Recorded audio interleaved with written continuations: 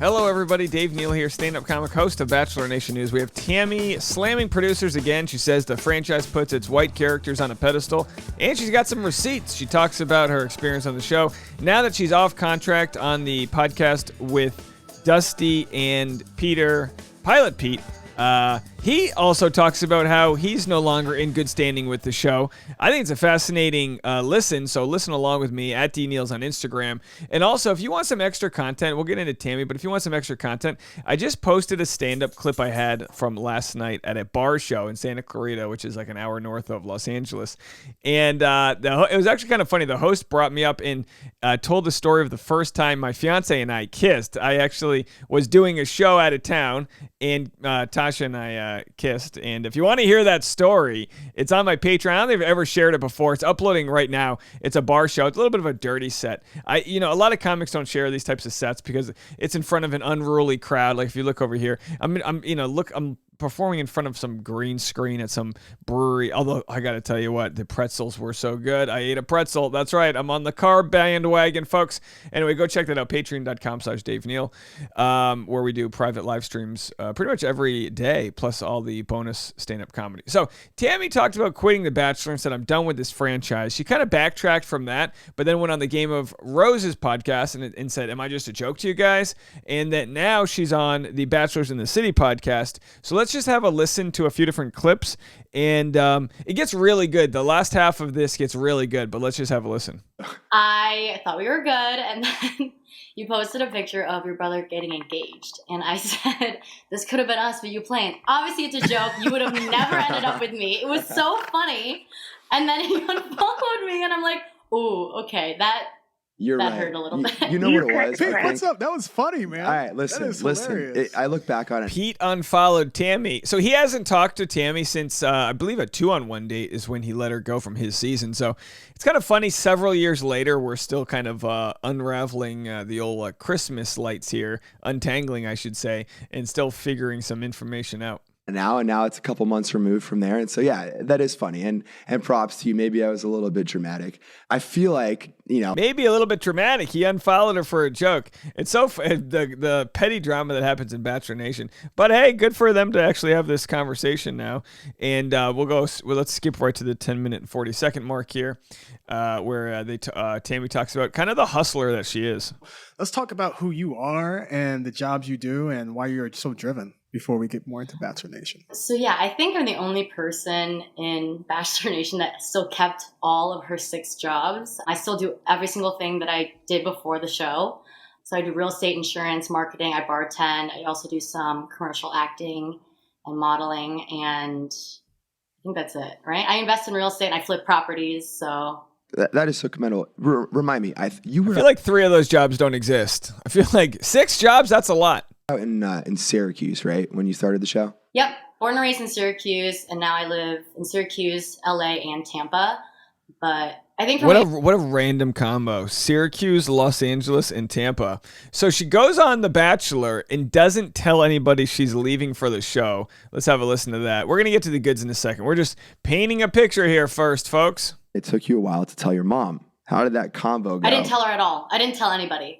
You didn't tell any of your family you were going on? You just disappeared? Yeah, but that's normal for me. I mean, everyone just knows that I'm just doing my own thing, so it's not something weird that I would go off the grid for a couple months. Did any of your friends know? No, I told everyone, including all of my jobs, that I was going on a mission trip with my church, and I'll be gone for 2 months. That's some mission trip.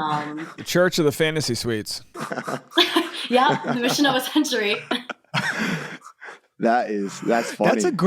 That's a great thing to tell your employers, though, because, I mean, they can't really get mad at you. You could take a leave of absence. Yeah, like if you guys are wondering, tomorrow I'm going on a mission trip to Hawaii. So if you liked linen shirt Dave, get ready for Hawaiian shirt Dave, because I want to be a specific mood. Although content might be light this next week, I'm going to try my best to get a couple videos out a day. And I know you guys like, Dave, enjoy your vacation in Hawaii. No, I'm going to have a Mai Tai. I'm going to put a lei on, and I'm going to give you guys the dang news, whether you like it or not. A ton producer manipulation, correct? I don't know. Can we say that? So Dusty tells Tammy right here that there was a ton of producer manipulation, and they kind of break that kind of like contract sort of thing they don't talk about, where she goes, can we even say that? There's certain words they can't say, even though when they're off contract, they can't talk about producer manipulation. Let's listen to that one more time. Good. For love. All right, so you were eliminated on a 2-on-1 with McKenna. Yeah. Which we've all come to learn was a result of a ton producer manipulation. Correct? I don't know. Can we say that? Hey, listen. okay. We're saying whatever we want to say. Yeah. I'm off contract, baby. I mean, everything goes at this Believe point. me, You're I out know, and contract, we're gonna we're get out. to that later. We're off contract too, so. So there they are. They're off contract, and they're not going to mince words as they talk about their falling out. What's interesting about this podcast is that not only is Tammy sharing her story, but we have Peter starting to share his story about how he's saying, hey, I'm one of the only podcasts, like from a former lead, that talks about The Bachelor, and yet I don't get approved for Bachelor content.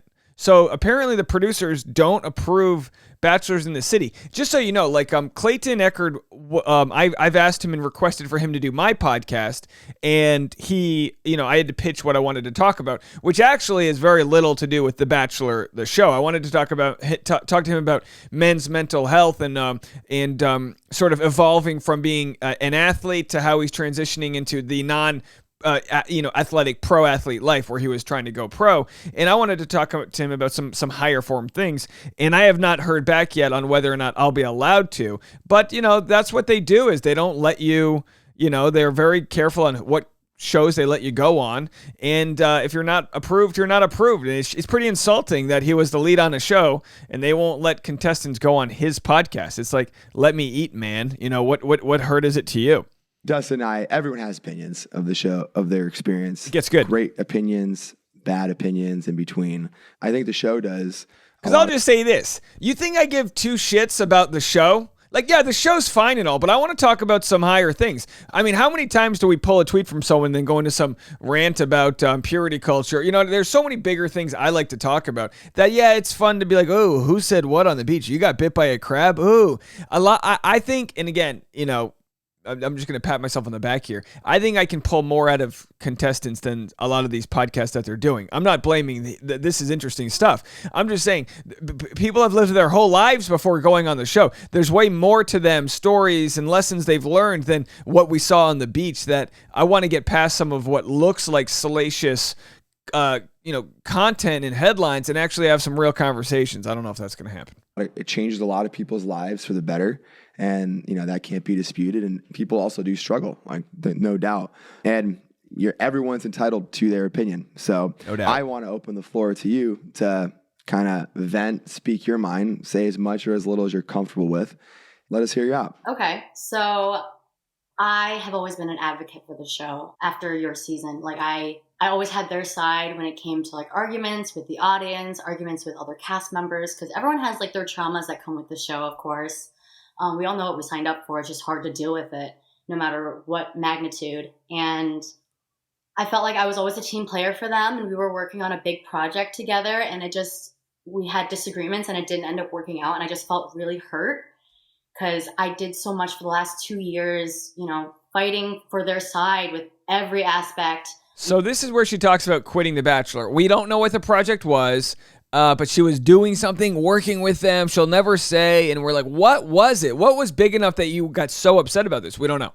And I was so hurt because it was like a toxic ex-boyfriend, like I just kept giving and giving, and they were taking they were like giving me a little bit, but not as much. They're really good. Steven, how can I fix your problems? Leave me alone, Tammy. I like to drink, that kind of deal. Very emotional the first week. And then I went on Instagram and told everyone that I'm done with the franchise, which quit. I think if I thought it through more, I probably wouldn't have said that. I definitely do think I need some time away from them. I don't want to close the door completely because they've been my family for the last 2 years. Like I've been closer to the producers than I have with any of the cast. I think that's why I felt so betrayed by them. But I think it's a good break for us. I'll tell you afterwards when we're done filming of what actually happened. No, but tell you'll us see now. why that I felt it was like a Call me. stab in the throat, basically. I believe it. I believe it. No, I do too. I've never heard the phrase "stab in the throat." I've heard stabbed in the heart. I've heard backstabbed, stabbed in the throat. That sounds rough. Oh, I know Peter has. So I'm sure you're 100% valid on the reasons why you decided to cut them off. So. Well, I'm sure she's 85% valid, right? We've all, been fired from an employer, and we're like, oh, we hate that employer. And then, looking back, you go, well, yeah, I was kind of a shitty employee. I mean, I wasn't that good at my job, but they stink, So Tammy, what do you mean about, like, can you get into it all about production picking favorites? Get into it. What you meant by that? Oh, 100%. Yeah. I'm actually writing a book, and that includes it. Oh, but shoot. I think that the franchise just picks their favorites and they help them excel, but they don't give that equal opportunity to everyone else. And listen, I get it. It's a business. It's production. If you're not a prominent character, there's no reason to push you forward. You're disposable. And we all are as employees, Oriental people that they've had on the show that had a prominent storyline, but they were not helping me push forward. Everything that got me to push forward, I did myself, And did they help a little bit? Absolutely. That was a little bit that they were giving me, and they hang on to that and dangle it over my head. If you're not one of their favorites, you are 100% most unlikely to succeed. And it's just tough because at what point do I keep putting my mental health in this distress and, fighting for their right, even though they weren't going to give anything back? You got to fight for your right to party. Listen, yeah, she's absolutely right. I mean, look, but at the same time, she quit the show, and then she's like, I still need the show. You still are attached to the show, Tammy. My advice would be get whatever profits you can out of the show. Keep peddling whatever you can, tweeting the show, and stay as relevant as possible because that is a revenue stream. Try to take your pride out of it, but I get it. And I think that should be a two-way relationship, like boyfriend and girlfriend. Like, I should give, you should take, and other way, vice versa, because that's what an equal relationship is. Metaphorically, Tammy wants the producers to go down on her. She's like, let's give a little, take a little, metaphorically speaking. That they've had in the past, and I thought they would like that, but they stick to their old ways. And I get it. It's like, tickle the balls a little bit. Come on, make it interesting. Let's live a little. Whatsoever, it's just really hard because I can't change that about me. I will never be white, and that's really tough. Navigating through a franchise that really puts their white characters on a pedestal. Wow. Without even trying. So it's like, how long do I have to work 10 times as hard just to get to barely the same level of these people? I mean, she's not wrong. There's a lot of basic whites on the show. A lot of basic whites that have done very well. Looking at you, Hannah Godwin. I'm kidding. Come on. Oh, and I got absolutely no screen time. Yeah, I don't get why the show, it's like they do a very good job of like. So I talked over that, but that's Dustin saying he finished top 8 on the show and he got 0 screen time, Really pissing. And my thought with that is like, who is Dustin? You know what I mean? Like, yeah, he's right. Point proven. People off. And it's like, I don't understand why that's so necessary. Who's making like these ultimate like top executive decisions? Just like, that's not, you don't have to do that. Like and it just seems like it's consistent, and everyone we talk to has something. And the reason I asked you that first question about picking favorites is because I totally agree with you, Tammy. And I think, and it's funny, I don't know if like, I know you made that comment, and I understand with the race issue. I'm totally in agreement with both of you. But you said, oh, look like me, trust me, the show's not about me. The show, I'm not one of their favorites. I can guarantee you that. We are, I think, one of the only podcasts that have, that is mainly a Bachelor podcast. A big reason why, you're our first guest finally coming on because you're off contract.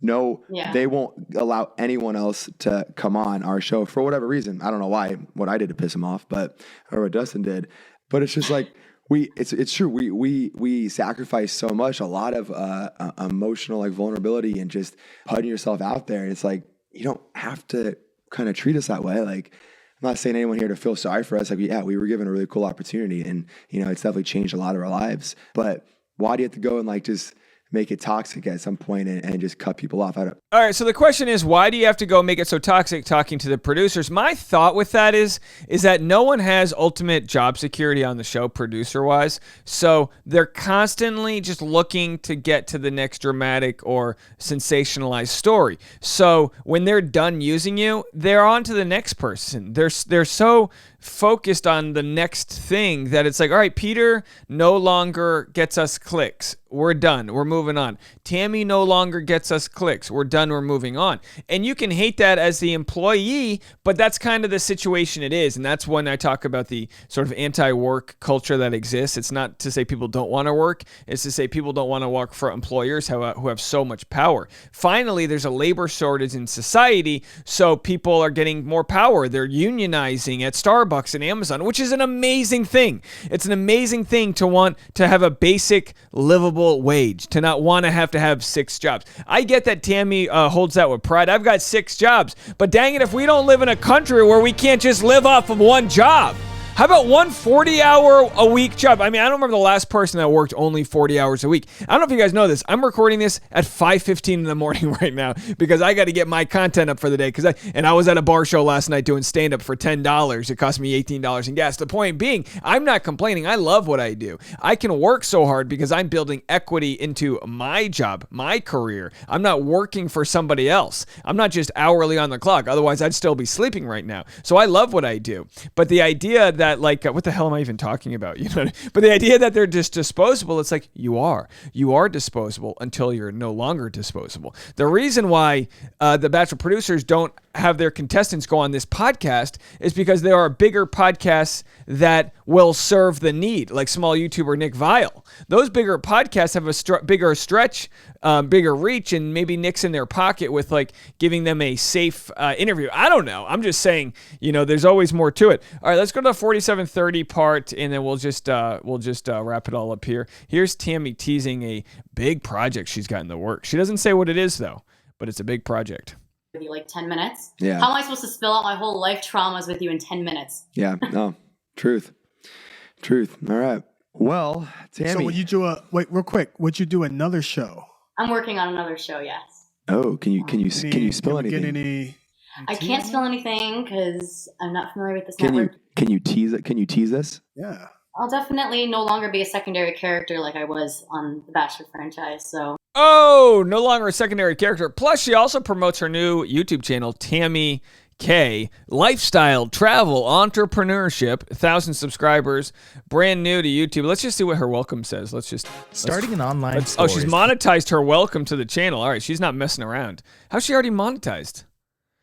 But yeah, maybe she's not monetized, but it still plays an ad. My name is Tammy, and I've been off of YouTube for a long time now. This isn't a Tammy problem. This is a buffering issue. Either way, go check out Tammy. She's got a great voice, a great opinion, and that's a great place to start. So looking forward to the stuff she creates. Tammy, listen, take it from me. The only way you can truly tell your story is by building your own platform. F those guys, that traditional media BS. If Tammy does it right, your platform and your voice will last a lot longer than whatever they're doing in Bachelor Nation. Those producers will be begging for you to work with them in the future if you do it right. That's what we all have to worry about, is building equity within ourselves, which is why I promote things like my Instagram at DNealsBelow and also my Patreon, patreon.com/Dave Neal. Like I said, brand new content over there if you want to check that out. Bar show, dirty-ish set, pretty funny, random. The video quality is kind of garbage, but the audio is okay. You can go check that out. We're almost at 250 Patreon members, 6 away. Maybe that'd be fun if we could get there for my birthday,